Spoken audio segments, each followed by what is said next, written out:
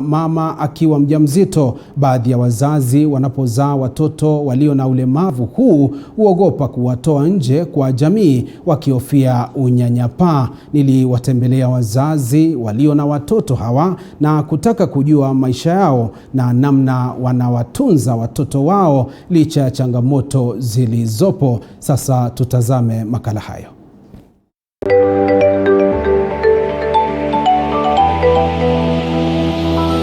Visa vya kupooza kwa ubongo katika jamii vinaongezeka kila kuchapo. Wataalamu wa afya wakisema hali hii haichagui pa kutua. Tulifunga safari kuelewa ni vipi wazazi na jamii kwa jumla inaishi na watoto hawa ambao wamepooza ubongo.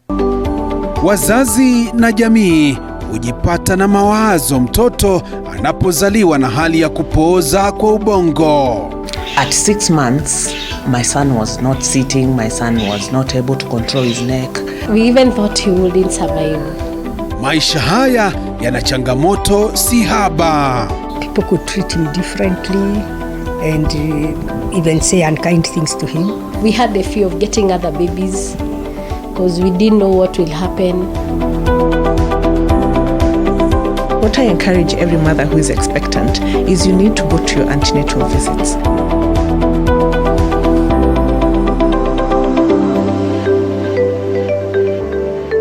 Cerebral palsy is a condition which causes difficulties with posture and movement for children, and this is because of a disturbance in the brain that occurred either before the baby was born or even after the baby was born. Tulitaka kujua taswira ilivyokuwa wakati baadhi ya wazazi tuliozungumza nao walivyopokea habari kuwa watoto wao wanapooza ubongo. When Jabali was 1.5 years,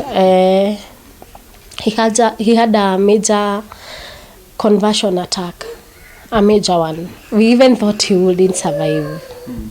At 6 months, my son was not sitting, my son was not able to control his neck, and there he was so tiny still at 6 months. We had to start the therapies, and the physiotherapies that we started were good. Karungu has told you he was born with cerebral palsy out of a difficult birth, and I think from then on I was aware from very early that we might have issues with him because the doctor warned me.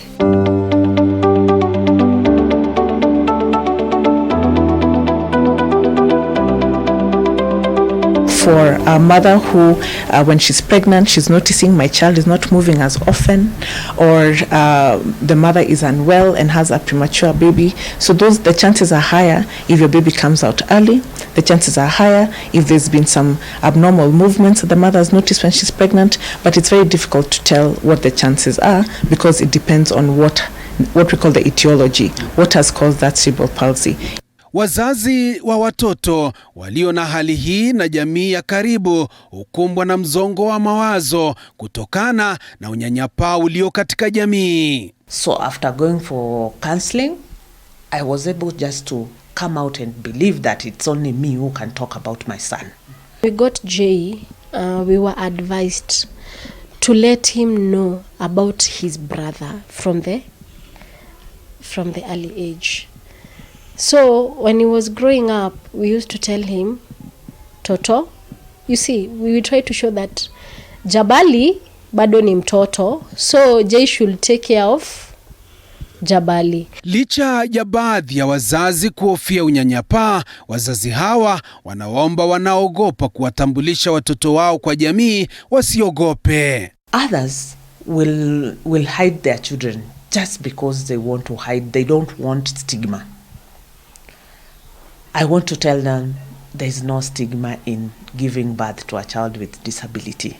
If you are locking the child because you have nothing else to do, that probably I would say it's not really your fault. But if you are hiding them because you are feeling ashamed or something like that, I think that's a very cruel thing to do for both the child and for yourself because you don't feel free. I know it's not an easy journey, but the moment you are in denial, even your daughter or your son cannot progress. And also you should let the society know that you have a daughter or a son who has a disability, so that they can embrace him or her. Hata madaktari wanawahimiza wazazi kufika hospitalini kwa ushauri ili kuweza kukubali hali ya watoto waliopooza ubongo. For nowadays we have IVF treatments where children are being born as twins, and sometimes when you have twin pregnancies it puts you at risks for having prematurity and even having cerebral palsy.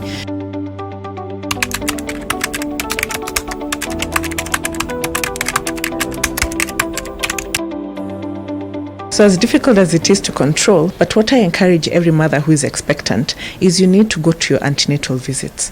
The reason for that, the doctors can be able to detect any problems that you have, because it's not only cerebral palsy we worry about, but if mom has diabetes or has high blood pressure or has even HIV, we need to take control of these conditions, because it gives better baby outcomes. So it's not only for cerebral palsy, but for good baby outcomes we need regular visits in the antenatal clinic that are available in different counties. Nikizungumza na Deborah Kioko, alinieleza kuwa hakukubali hali ya mtoto wake Joseph hadi wakati aliamua kutafuta ushauri nasaha.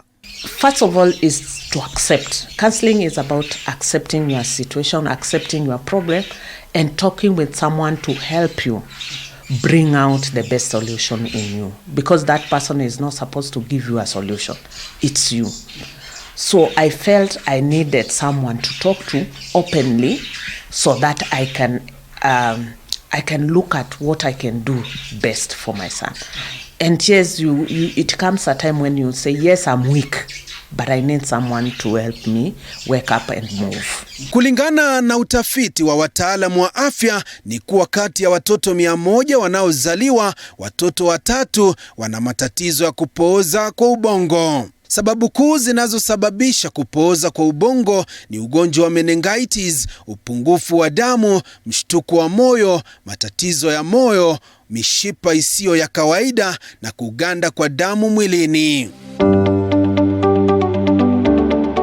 So for example, for a baby who's born premature, they tend to bleed in the brain. And because of this, it will cause injuries in what's called the motor, the places in the brain that control motor movement. And this will cause now the signs of cerebral palsy, which is abnormalities in how a child is moving, in the way they are positioning themselves. And so the main causes can be due to anything, in terms of infection, in terms of bleeds, in terms of even brain malformation. And some of these are even genetic driven, and we're still investigating what the genetics is, but those disturbances are the ones that cause cerebral palsy in children. Watoto hawa wanafaa kusingwa au kukandwa ili kunoa misuli ambayo mara nyingi huganda na kuzuia damu kuingia kwenye mishipa ipasavyo. Occupational therapy, kama vile umesikia, ni matibabu ambayo inatumia kazi, more specific kazi za the daily activities, kama tunafundisha how this kid anaweza kujishikia kitu agarau na mkono, aweze kukura, aweze kujiosha, ajifanyie the grooming, na pia kumfundisha kuketi na kusimama ili mwishowe aweze kutembea. And the main goal ya mazoezi ni mtoto aweze kucheza, kwa maana kucheza ndio sasa the activity of a child, na hatimaye mwisho aweze kujitegemea kwa mambo zingine mwisho. And we have to take care of bone health, because children who are not standing can get fractures of their bones. So we have to make sure that they're taking adequate calcium, because of course if you break a bone that has a major blood vessel, that can cause complications. So we have to manage the complications that come with cerebral palsy, and that way to optimize the longevity and a child living the best life that they can. Tulitaka kujua ni vipi mtoto aliyepooza ubongo anafanyiwa mazoezi na mhudumu wa afya. Vile nikikuja kwa mtoto, ninaanzia from since now hajaweza kufeed the chewing, so I start with the chewing muscles. Nafanya the rubbing of the chewing muscles, na facilitate. When I'm rubbing, I'm facilitating the chewing muscles, ndio mtoto aweze kutafuna kitu na kumeza mwenyewe.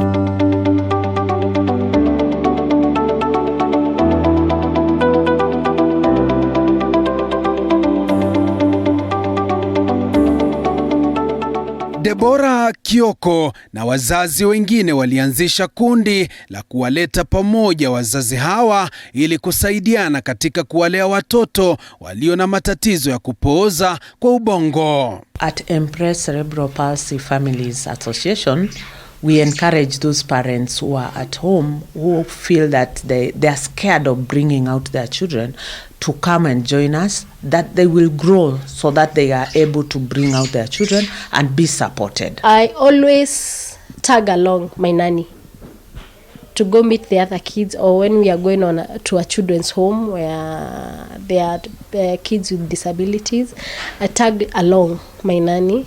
So in the process, she learns.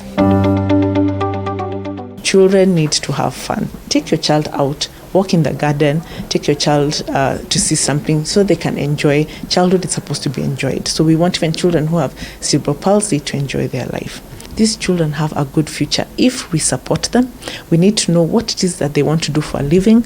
If a child wants to become an accountant and they have the capacity to do so, we support them in the school setting so their future is bright.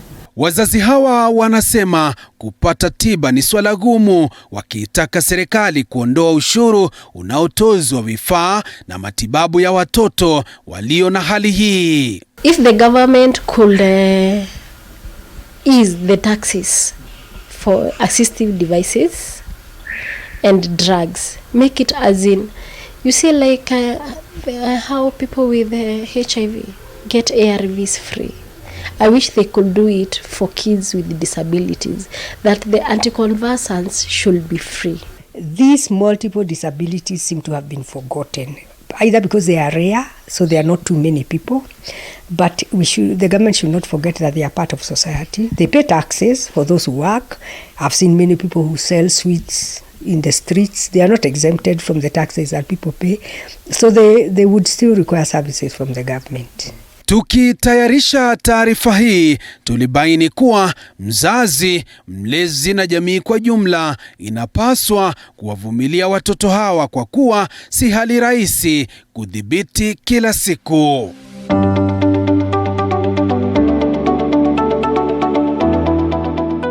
Walezi hawa Jacqueline Akoth na Priscilla Mutave walitueleza hali hii si rahisi, wakiwataka wanaoachiwa jukumu la kulea mtoto yeyote kuhakikisha wanatunzwa vilivyo. Kwambia kagani akitaka kitu anataka, inabidi kwanza umsikilize, umwangalie venye anafanya, ndio urudi tena hiyo kitu ureverse, ndio uchue sasa ni nini anataka, ndio unaenda kumfanyia. Ni kama anatafuta job. Sasa job yoyote yenye atapata, akikutania mtoto kama huyu Muigai mwenye station yake iko hivi, asitoroke, avumilie tu juu maybe sahi ni kwa Muigai ndiye amezaliwa hivyo, yeye pia kesho anaweza zaa kama huyo. I know many people, as they call them house girls, and what they give them a bad state of life where they are. That's not right, because this person is a person staying with your kid for the whole day, for a year come, year out, and they are doing it so well and they understand each other. Please give that person the respect she demands. Daktari Susan Wamithi anaeleza kuwa maisha ya watoto hawa yanaweza kuwa marefu. Watoto hao wanafaa kupelekwa hospitali ili afya yao kuangaliwa mara kwa mara. For example, for children who have cerebral palsy and seizure disorders, if you're not on your medication or if you're not compliant and following what the doctor instructs, of course, if you get seizures that are ongoing, that can reduce the life expectancy. But most of the times, children, as long as they're being monitored, the doctor is surveying on any complications, because the complications are a result of the injury to the brain. Hali hii ya kupooza kwa ubongo imewaacha wazazi wengi kwenye mzongo wa mawazo, wasijue pa kwenda, lakini wataalamu wa afya wanasema ni hali ambayo inaweza dhibitiwa iwapo mzazi atajizatiti kwenda katika kliniki kuweza kuangaliwa wakati ana ujauzito. Nikiripotia TV47 kutoka hospitali ya Aga Khan jijini Nairobi, jina langu ni Joash Onsare. Na bila shaka mpenzi mtazamaji, ni makala ambao tuliweza kuyazamia. Tuma maoni yako kwa 22047 na vile vile zungumza nasi kupitia Facebook Live ambapo ni TV47 Kenya, na nitaweza kusoma jumbe hizo kadri tunavyozidi kusonga mbele mtazamaji.